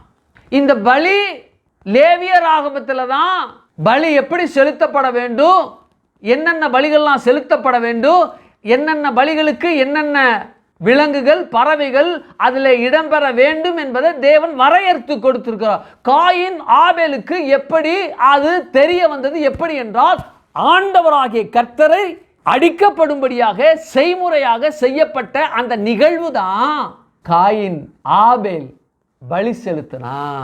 என்ன செலுத்தினா? பலி செலுத்தினா. ஆதாமுக்கு நல்லா தெரியும், ஏவாளுக்கு நல்லா தெரியும் பலினா என்ன, பலி இதனுடைய சிக்னிஃபிகன்ட் என்ன, இது எந்த நிலையில் இருக்கின்றது, இது எப்படி செய்யப்பட வேண்டும் என்று சொல்லி தேவன் பலிமுறையை ஏதேன் தோட்டத்துக்குள்ளேயே அவர் செய்முறையாய் நடத்தி காண்பித்து விட்டார். என்ன செய்துட்டாரு? நடத்தி காண்பித்து விட்டார். இதை தன்னுடைய குமாரல் 2 பேருக்கும் டீச் பண்ணாரு. டீச் பண்ண உடனே பாருங்க, ஆபேலு என்ன செய்தான்? கொழுமையானது சிலவற்றை கொண்டு வந்து அவன் காணிக்கை கொடுத்தான், அதை அங்கீகரித்தான், பலி செலுத்தினான். என்ன செய்தான்? பலி செலுத்தினான். இந்த பலி எப்படி தெரியும்? லேவியராமத்திலான பலியை பற்றி போட்டப்பட்டிருக்கு. எப்படி தெரியும்? ஆதாம் எங்கள் அப்பா சொன்னார், நாங்கள் பாவம் செய்தோம், இயேசு பலியாக போகிறான்னு சொன்னார், இப்படி தான் பலி செலுத்துது என்று சொல்லி இந்த பலிமுறையை ஆதாமுக்கு இயேசு கற்றுக் கொடுத்தார், தேவன் கற்றுக் கொடுத்தாரு. அந்த கற்றுக் கொடுத்ததை நான் என்ன செய்தேன்? கர்த்தருக்கு காணிக்க கொழுமையானதை கொண்டு வந்தேன், அதை அங்கீகரித்துட்டாரு. ஹலோ, பலி என்ன செய்துட்டாரு? அங்கீகரித்தார். பலி செலுத்தப்பட்டது. ஆபேலுக்கு நடராத்திரியில், தம்பி நல்ல ஒரு கொழுமையான ஆடை எடு, எனக்கு பலின்னு ஒன்று இருக்குது, அதை நீ செலுத்தணும், இப்படிலாம் செலுத்தணும், ஒரு கொழுமையான கன்றை கொண்டு வா அல்லது ஆட்டுக்குட்டியை கொண்டு வா, கொன்று பலி செலுத்தி விறகு அடுக்கி அதை பஸ்பம் பண்ணி அதை அது அந்த துண்டங்களாக வெட்டி அது மேலே போடு, நான் நுகரணும் அப்படின்னு சொன்னாரா? ஏதேனில் பலி செலுத்தப்பட்டதை ஆதாமுக்கும் ஏவாளுக்கும் விவரித்து சொன்னதை ஆபேல் அதை பெற்றுக்கொண்டு செலுத்தினான். அங்கே பலி செலுத்தப்பட்டது. சேத்து பிறந்தான். அப்போ சேத்து பிறந்த பொழுது ஏனோஸ்னு பெயர் வச்சாங்க.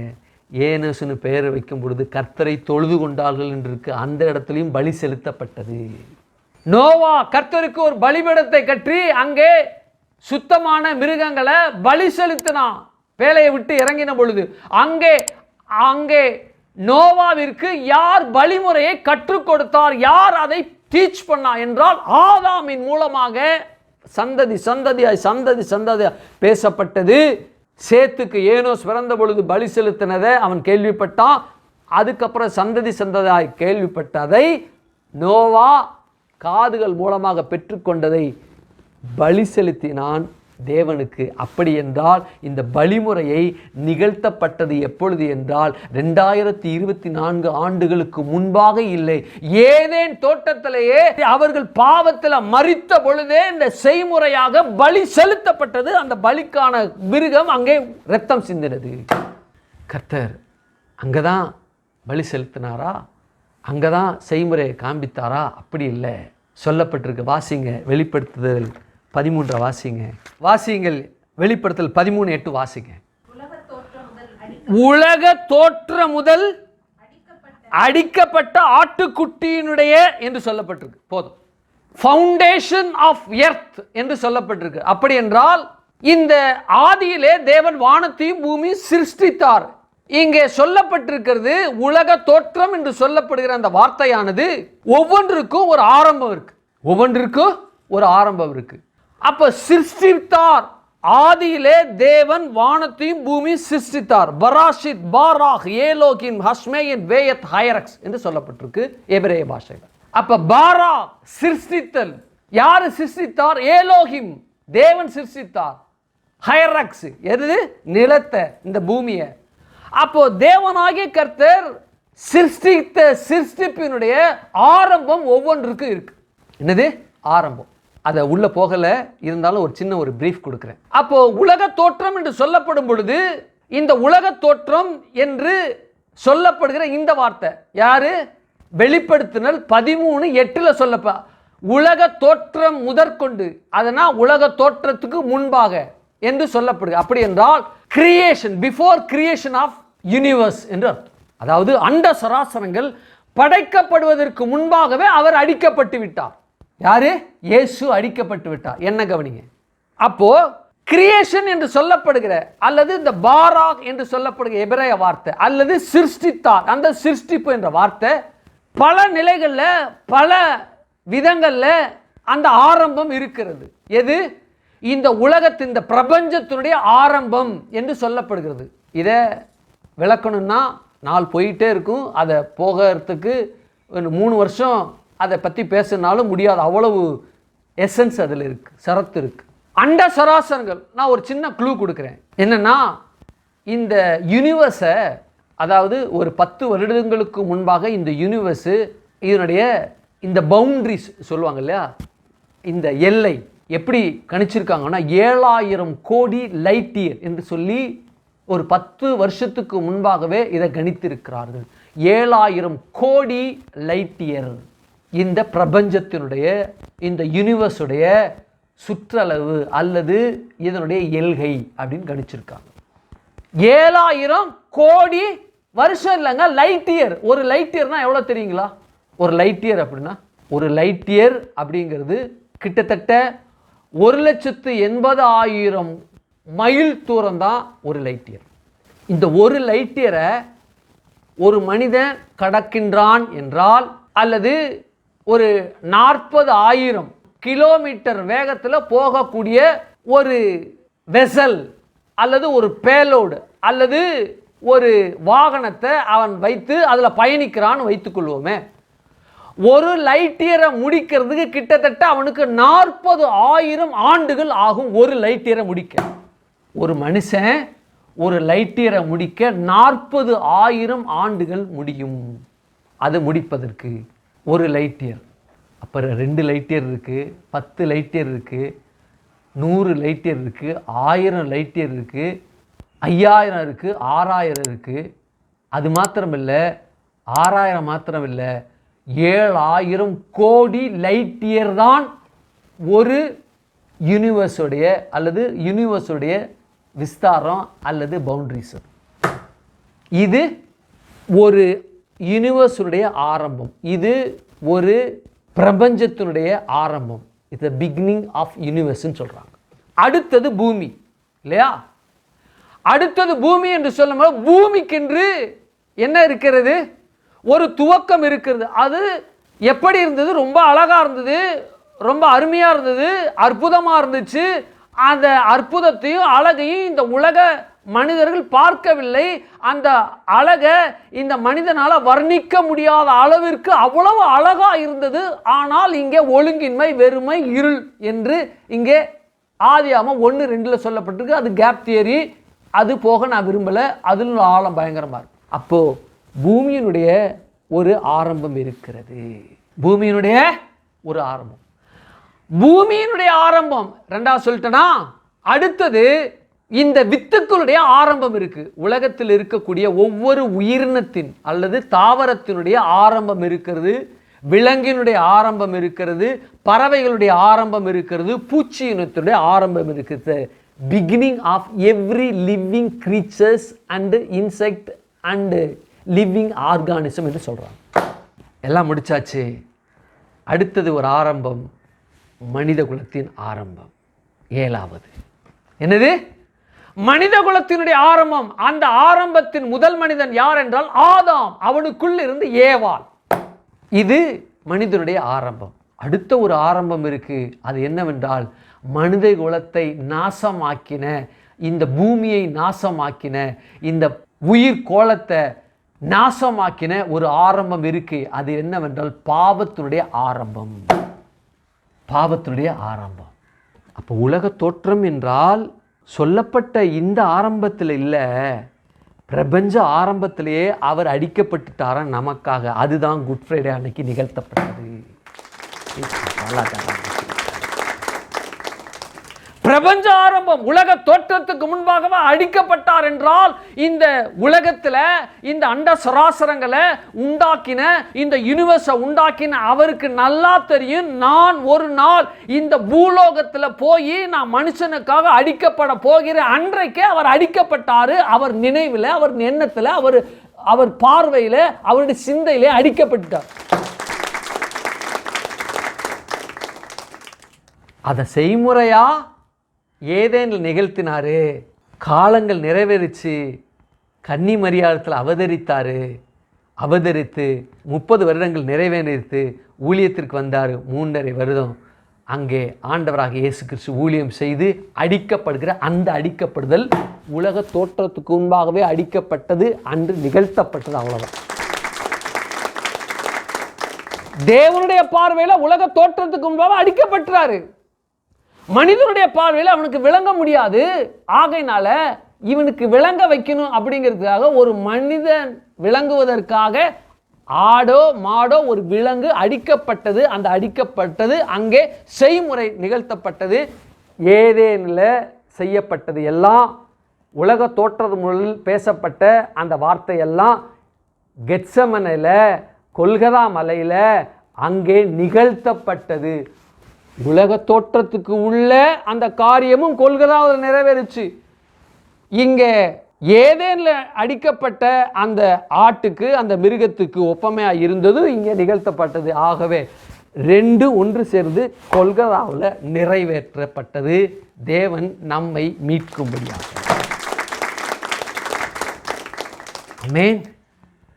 அப்படிப்பட்ட ரீதியில் தான் தேவன் என்ன செய்தார்? அங்கே அடிக்கப்பட்டார். அப்போது ஏன் அடிக்கப்படணும்? எதற்காக அடிக்கப்படணும்? மனிதன் இங்கே அடிக்கப்படுவதற்கு மிக முக்கிய காரணம் பாவத்தின் விளைவாக இந்த பூமி சபிக்கப்பட்டது. இந்த சாபத்தை நீக்கப்பட வேண்டும் என்றால் மனிதன் மண்ணாக இருக்கிறான். மண்ணிலிருந்து எடுக்கப்பட்ட இவன் மண்ணாக இருக்கிறான். இவன் சரீரம் சபிக்கப்பட்டது. இந்த சரீரம் சபிக்கப்பட்டபடினாலே சாபத்தை பிறப்பித்துக் கொண்டிருக்கிறது. இந்த சாபத்தின் பிறப்பித்துக் கொண்டிருக்கிறது இன்னொரு பரிமாணம், இன்னொரு வடிவம், நோய், பலவீனம், வியாதி. நோய், பலவீனம், வியாதி. இது பூமியில மாத்திரமல்ல, இந்த மனிதன் பூமியிலிருந்து எடுக்கப்பட்டபடினால இந்த சரீரம் மண்ணா இருக்கு. தேவன் மனுஷன அவன் மண்ணா இருக்கிறான் அப்படின்னு இருக்கு. மண்ணிலிருந்து எடுக்கப்பட்ட நீ மண்ணுக்கு திரும்பு.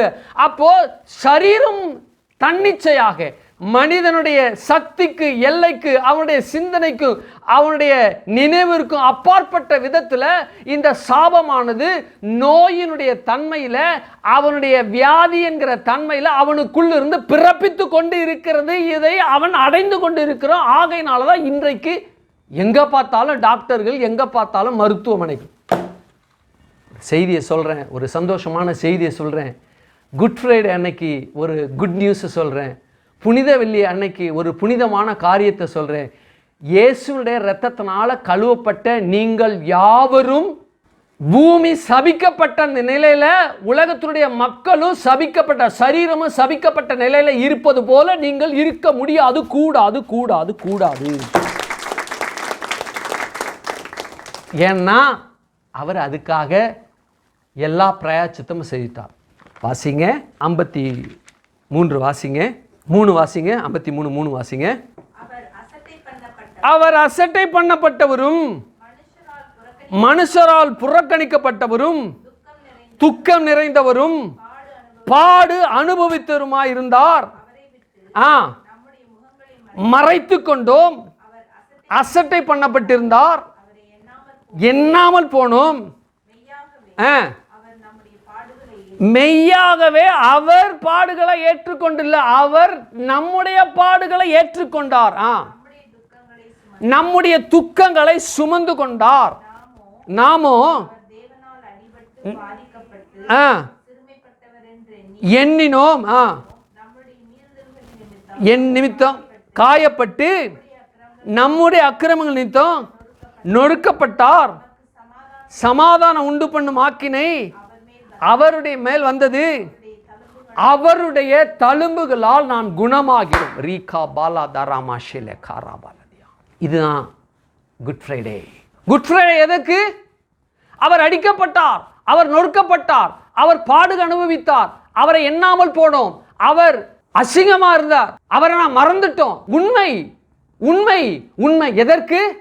அவருடைய தழும்புகளால் நாம் சுகமாகின்றோம் என்ற வார்த்தையை பெற்று அதன்படி வாழ அனுபவிக்க இந்த குட் ஃப்ரைடே நமக்கு வழி செய்திருக்கிறது.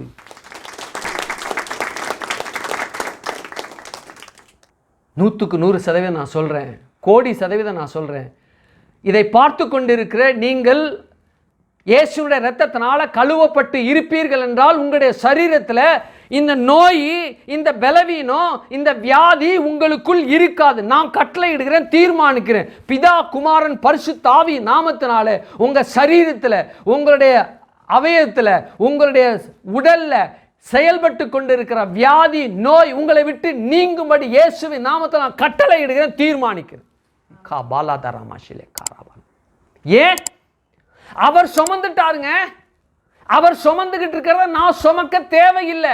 என் பாடுகள் நிமித்தமாக தான் அவர் காயப்பட்டாரு, என் அக்கிரம நிமித்தமாக தான் அவர் நொறுக்கப்பட்டாரு.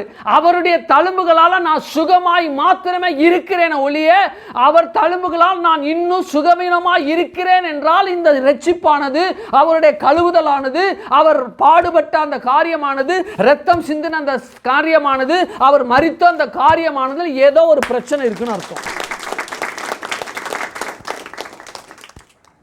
மறுபடியும் சொல்கிறேன், நீங்கள் பிரச்சனையோடு, வியாதியோடு, பலவீனத்தோடு, நோயோடு நீங்கள் ரட்சிக்கப்பட்டே இருப்பீர்களானால் அவர் பாடுபட்டது, உங்களுக்காக இரத்தம் சிந்தினது, உங்களுக்காக காயப்பட்டது, நொறுக்கப்பட்டது, அடிக்கப்பட்டது, அதில் பிரச்சனை இருக்குது, அதில் ஏதோ குளறுபடி இருக்குது. செய்தியை சொல்கிறேன், 100% உங்களுடைய பாடுகளை ஏற்றுக்கொண்டாங்க. 100% உங்களை நோய்களை, உங்களை அக்கிரமத்தை, உங்கள் பாவங்களை அவர் தன் மீது ஏற்றுக்கொண்டார். ஆகையினால தான் உங்கள் சரீரமானது அடிக்கப்பட வேண்டாம், நான் அடிக்கப்படுகிறேன் என்று சொல்லி கொடுத்தார். அவருடைய தழும்புகளால் சுகத்தை மாத்திரமே அனுபவித்து விட்டீங்க. இதுதான் குட் ஃப்ரைடேவோட அல்டிமேட் மெசேஜ். இதுதான் மெசேஜ். காயப்பட்டார், நொறுக்கப்பட்டார், பாடு அனுபவித்தார். எப்படி காயப்பட்டார்? வாசிங்க ஏசாயா 50:5-6 வாசிங்க. கர்த்தராகிய ஆண்டவர் என் செவியை திறந்தாரு, நான் எதிர்க்கவும் இல்லை, பின்வாங்கவும் இல்லை. அடிக்கிறவர்களுக்கு என் முதுகையும் தாட மயிரை பிடிச்சு, ஆண்டவராகிய இயேசு கிறிஸ்துடைய தாட மயிரை பிடிச்சு இழுத்தாங்க, பலார்னு அரைஞ்சாங்க. ஞான திருஷ்டினால உன்னை அடித்தவனை யாருன்னு காண்பி சொல்லுன்னு சொல்லி ஏளனம் பண்ணாங்க, மூஞ்சில காரி துப்புனாங்க, உமிழ்ந்தாங்க. ஒப்பு கொடுத்தேன், உமிழ் இருக்கும், மறைக்கவில்லை. இங்கே சொல்லப்பட்டிருக்கு 50:6 அடிக்கிறவர்களுக்கு என் முதுகை என்ன செய்தேன்? கொடுத்தேன். வரலாற்று அறிஞர்கள்லாம் சொல்கிறாங்க, அவருடைய முதுகு எப்படி இருந்தது அப்படின்னா, உழப்பட்ட உழவனுடைய நிலம் எப்படி கரடு முரடாக இருக்குமோ அதுபோல் அவருடைய முதுகு பிக்கப்பட்டு சதையெல்லாம் தொங்கிக்கிட்டு இருந்துச்சு. நம்ம முதுகு தொங்கணும், உங்கள் முதுகு, உங்கள் பிள்ளை முதுகு, உங்கள் மனைவி முதுகு, உங்களுடைய சந்ததி முதுகெல்லாம் இப்படி தான் தொங்கணும். தொங்கக்கூடாது, கிழிக்கப்படக்கூடாது, நோய் உங்கள் உடம்பில் வரக்கூடாது என்பதற்காக நம்முடைய நோய்களை அவர் சுமந்து கொண்டார். இதுதான் குட் ஃப்ரைடேவுடைய நல்ல செய்தி. நமக்கு நல்ல ஒரு விஷயம். நமக்கு எனக்காக அடிக்கப்பட்டார், நான் பாவம் செஞ்சேன், ரகசியமாக பாவம் செஞ்சேன், எங்கள் அம்மா அப்பா பார்க்கல, ரகசியமாக நான் பாவம் செஞ்சேன். என்னுடைய சகோதரன் என்னை பார்க்கல, ரகசியமாக நான் பாவம் செய்தேன். என் சகோதரி என்னை பார்க்கல, ரகசியமாக நான் பாவம் செஞ்சேன். என் நண்பர்கள் பார்க்கல, என்னுடைய சுற்றத்தார் உறவினர் யாரும் பார்க்கல, நான் ரகசியமாக பாவம் செஞ்சேன். அந்த பாவத்தை எல்லாம் அதற்கான தண்டனை என்னென்னா முதுகு கிழிக்கப்படணும். முதுகு என்ன செய்யணும்? கிழிக்கப்படணும். அந்த கிழிக்கப்படுவதற்காக அதனுடைய பாவத்தின் விளைவை சாபம் நோயாக பிறப்பிக்குது, வியாதியாக பிறப்பிக்குது, பலவீனமாக பிறப்பிக்குது. என் பிள்ளைகள்லாம் அந்த பிறப்பிக்கின்ற அந்த பிறப்பித்தலுக்குள்ளே அவங்க வாழக்கூடாது என்பதற்காக அந்த பிறப்பித்தலை என் மீது நான் ஏற்றுக்கொள்கிறேன், என் மீது நான் சுமந்துக்கிறேன்னு சொல்லிட்டு விடுதலை.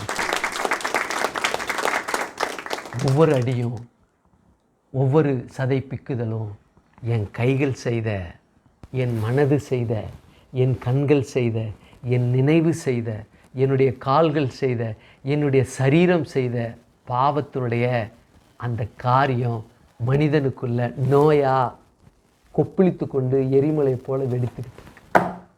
வருத்தப்படாத மகனே, வருத்தப்படாத மகளே, நீ செய்தில்ல, உன் பாவத்தை என் மேலே வை, ஏன் நீதியை நீ வச்சுக்கோ என்று சொல்லி அடிக்கப்படுகிற அந்த நேரம், மரிக்கின்ற அந்த நேரத்தில் ஒரு மிகப்பெரிய பரிமாற்றம் உண்டான டிரான்சாக்ஷன், பரிவர்த்தனை உண்டானது. என் பாவம், என் சாபம், என்னுடைய நோய், என்னுடைய அக்கிரமம், என்னுடைய மீறுதல்கள், என்னுடைய நோய், என்னுடைய வியாதி, என்னுடைய பலவீனம் எல்லாம் அப்படியே என்னிட்டு அவர்கிட்ட அப்படியே மாறுது, டிரான்சாக்ஷன் ஆகுது. அவருக்குன்ட்டு இருந்த அந்த பரிசுத்தம், அந்த நீதி, தேவன் எதிர்பார்த்திருக்கின்ற அந்த தன்மை எனக்குள்ள அப்படியே டிரான்ஸ்ஃபர் ஆச்சு. கல்வாரி சிலுவையிலிருந்து அப்படியே டிரான்ஸ்ஃபர் ஆச்சு. என்னிட்டிருந்து உலகத்தினுடைய மகா கொடியதான காரியங்கள்லாம் அப்படியே டிரான்ஸ்ஃபர் ஆச்சு. அது வரைக்கும் தொடர்பில் இருந்தார். பிதாவே, எப்பொழுதும் என்னுடைய வார்த்தைக்கு உம்முடைய செவி திறந்து இருப்பதற்காக உமக்கு நன்றி. லாசருவே வெளியே வா, நானும் என் பிதாவும் ஒன்றாக இருக்கோம். அந்த பிணைப்பு டிரான்சாக்ஷன் ஆச்சு.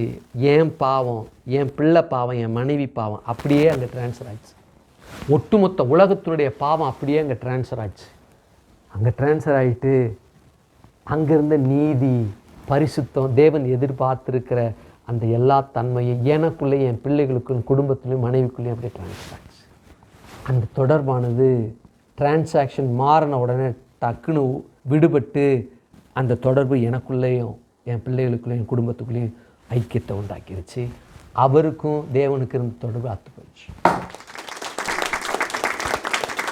ஆகையினால புனித வெள்ளி, ஆகையினால குட் ஃப்ரைடே, ஆகையினால நல்ல வெள்ளி. அப்போ இங்க தொடர்பு ஆன உடனே எனக்கும் பிசாசுக்கும் இருந்த தொடர்பானது அற்று போயிட்டது. எப்படி? தேவனுக்கும் இயேசுவுக்கும் தொடர்பு இருந்தது அற்று போய் தேவனிட்டிருந்து இயேசுவிட்டிருந்து தொடர்பு வந்த உடனே எனக்கும் பிசாசுக்கும் இருந்த தொடர்பு, எனக்கும் மனைவிக்கும் பிசாசுக்கு இருந்த தொடர்பு, எனக்கும் மனைவி பிள்ளைகளுக்கு இருக்க இந்த பிசாசுடைய தொடர்பு அற்று போயிடுச்சு. அற்று போய் அது விலகி போயிடுச்சு. தேவனுக்கும் எனக்கும் என்ன என்று தொடர்பு வந்துச்சு. அப்ப எனக்கு நல்ல வெள்ளி, பிசாசுக்கு அது கெட்ட வெள்ளி. எனக்கு அது புனித வெள்ளி, பிசாசுக்கு அது புனிதமற்ற கொடுமையான வெள்ளி. எனக்கு குட் ஃப்ரைடே, பிசாசுக்கும் அவனை சேர்ந்த தூதர்களுக்கும் அது கெட்ட வெள்ளி, பேட் ஃப்ரைடே. இந்த பரிமாற்றம், இப்படிப்பட்ட தன்மை இந்த குட் ஃப்ரைடேல நமக்காக தேவன் செய்து முடித்தார், நிகழ்த்தி காட்டினார். அதை அனுபவித்து இருக்கிறோம். ஒருவேளை இதை அனுபவிக்கலை அப்படின்னா நான் உங்களுக்காக ஜெபிக்கிறேன். கண்களை மூடுவோம் அந்த கால வேலை. ஹல்லேலூயா, ஹல்லேலூயா. எல்லாம் கண்ணை மூடுவோமா? ஹல்லேலூயா. எங்களை நேசிக்கிற எங்கள் பரலோக பிதாவே, குமாரனாகிய நாமத்தினுடைய சமூகத்தில் நாங்கள் வருகிறோம். கர்த்தாவே, ஆண்டவரே, எங்களுக்கு ஒவ்வொரு திங்களும், ஒவ்வொரு செவ்வாயும், ஒவ்வொரு புதனும், ஒவ்வொரு வியாழனும், ஒவ்வொரு வெள்ளியும், ஒவ்வொரு சனியும், ஒவ்வொரு ஞாயிற்றுக்கிழமையும் கெட்ட நாட்களாக, கெட்ட கிழமைகளாக இருந்தது. ஆண்டவரே, இந்த குட் ஃப்ரைடே செய்தியின் மூலமாக ஆண்டவரே 2024 ஆண்டுகளுக்கு முன்பாக நிகழ்த்தின அந்த நிகழ்வானது அனுபவமாக எங்களுடைய வாழ்க்கையில் அனுபவமாக்கப்பட்டது நிமித்தமாக எல்லா கிழமையும் கெட்ட நாளாக இருந்தது குட் ஃப்ரைடேவாக அல்லது எனக்கென்று தனிப்பட்ட ரீதியில் குட் மண்டேவாக இருந்தது போல எல்லா ஜனங்களுக்குள்ள ஒவ்வொரு நாளும் ஒவ்வொரு கிழமைகளும் நல்ல கிழமைகளாக மாறினதற்காக நமக்கு நன்றி ஆண்டவர். பார்த்து கொண்டிருக்கிற உலகமெங்கும் ஆண்டவரே, இந்த செய்தியை கேட்டுக்கொண்டிருக்கிற ஜனங்கள் அவர்களும் இந்த குட் ஃப்ரைடேவாக மாறாதா, குட் சாட்டர்டேவாக மாறாதா, குட் மண்டேவாக மாறாதா, டியூஸ்டேவாக, வெனஸ்டேவாக, தேர்ஸ்டேவாக மாறாதா என்று ஏங்கிக் கொண்டிருக்கிற ஜனங்களுக்குள்ள ஜீவனுள்ள தேவனை கண்டடையத்தக்கதாக குட் ஃப்ரைடேவாக, குட் சாட்டர்டேவாக, சண்டே ஆக, மண்டே ஆக, டியூஸ்டே, வெனஸ்டே மாறுவதாக என்று கட்டளை இருக்கிற தீர்மானிக்கும்.